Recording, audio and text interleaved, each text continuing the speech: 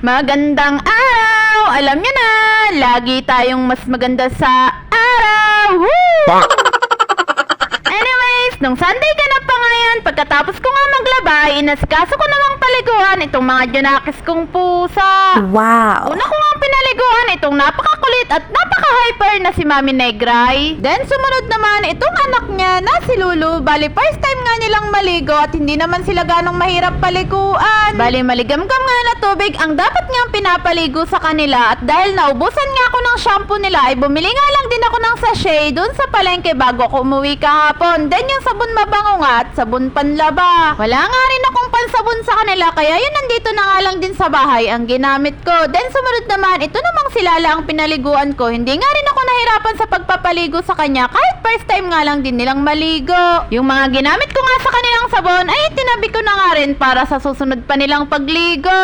Pagkatapos nga ni Lala ay ito namang si Lalo ang sinunod kong paliguan. Bali ito nga si Lalo ang pinakamataba nga sa kanilang magkakapatid at pinakamatakaw kumain. At dahil matakaw nga kumain ay lagi nga itong nag-iipon. Hey! Eto naman si Kulit, bali anak nga to ng pusa ng biyanan ko, bali tatlong kuting nga rin ang nasa pangangalaga ko na rin at kami na nga rin nag-aalaga, bali inampun ko na nga rin sila at wala nga ganong nag-aasikaso sa kanila. Eto naman si Gray, anak nga to ng pusa namin na si Mami Jeannie, bali tatlong kuting nga lang sana ang pusa namin dito sa bahay, kaso dahil nasa pangangalaga ko na nga rin yung kuting ng mga biyanan ko ay inalagaan ko na nga rin silang lahat. Wala namang problema basta may papakain nga lang din ako sa kanila. At eto pa, yung kapatid ni Gray na anak ng pusa namin na si Mami Jeannie. Then sumunod naman, itong anak pa nga ng pusa ng biyanan ko na isang kuting. Bali wala pa nga rin akong masyadong maipangalan sa kanila at iniisip ko pa nga kung ano nga yung magandang maipangalan sa kanila. Comment below naman kung ano nga ang magandang ipangalan sa kanila.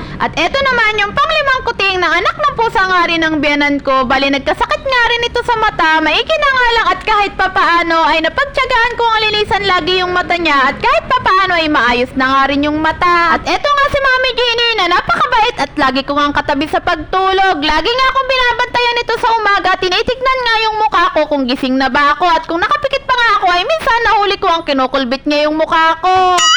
At eto naman ang aking napakapoging si Cinderello. Napakabait nga ng pusa na to. Kahit lagi mo nga tong niyayapos at pinanggigilan ay hindi nga nagagalit at hindi nangangalmot. Pagkatapos niyang maligo ni Cinderello ay ito namang si Snow White ang kinuha ko para paliguan. Bali kinuha pa nga rin namin ito sa kapitbahay para nga mapaliguan. Lagi nga itong nangangapit bahay dahil naiinis na nga lang din dito sa amin at napakarami ko nang junakis na pusa. Napakasupladita nga nitong si Snow White dahil ayaw nga makapagkaibigan dito sa mga kuting kong pusa. At ito nga yung pinakamahirap kong paliguan, itong si Snow White. At sumunod naman itong ang binata ko na wala ng itlog pero napakalaki at napaka-cute. Bali, ito pa nga lang yung lalaking pusa ko na naipakapon ko. Ang inuuna ko kasing ipakapon yung mga babae para hindi na nga rin dumami. At eto nga yung huling binata kong pusa. Bali, naawa nga ako sa pusa nito dahil hindi pa nga rin to kapon at laging nasa taas ng bubong at nasa galaan. Minsan nga naiisip ko ay baka mapano nga siya sa labas pero wala naman akong magawa dahil hindi ko pa nga rin siya maipakapon. Minsan nga ay nakikita ko na lang ay may sugat-sugat na nga siya sa katawan. Pagkatapos ko nga silang paliguan ay inasikaso ko naman yung pagkain nila dahil magpupurga nga ako sa kanila ay bumili nga ako ng isang pack na Whiskas. Bali mahal kasi itong Whiskas nito at hati-hati na nga lang din sila kahit marami nga sila. Minsan nga lang din ako bumili ng Whiskas dahil mahal nga rin. Bali cat food nga at isda ang pinapakain ko sa kanila. Bali nilagyan ko nga yan ng tagkakaunting pangpurga na ivermectin. Then pagkatapos nilagyan ko na nga rin ng tagkakaunting cat food. At ayan na nga sila, napaka-fresh habang kumakain. Wow! Kulang pa nga sila nung mga time na yan at pinapahanap ko pa nga yung iba pa sa mga bagets ko.